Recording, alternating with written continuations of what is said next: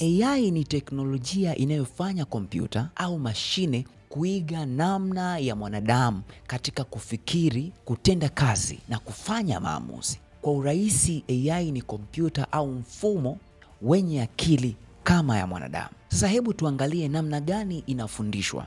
AI inafundishwa kwa kupewa data mbalimbali ili kuiwezesha kutambua sauti, maneno na hata maandishi. AI imekuwa na faida nyingi pamoja na hasara za kutosha. Tukianza na faida, AI imetuwezesha kuweza kutambua ramani kwa kupitia Google Map. Lakini pia chatbot katika kujibu maswali mbalimbali, kutafsiri lugha, yani Google Translate, lakini pia kufanya au kutengeneza picha, video na muziki. Lakini katika Injili, AI imesaidia sana katika kusambaza neno kwa haraka sana na kwa eneo kubwa kabisa kupitia mitandao, tafsiri na mafundisho mbalimbali.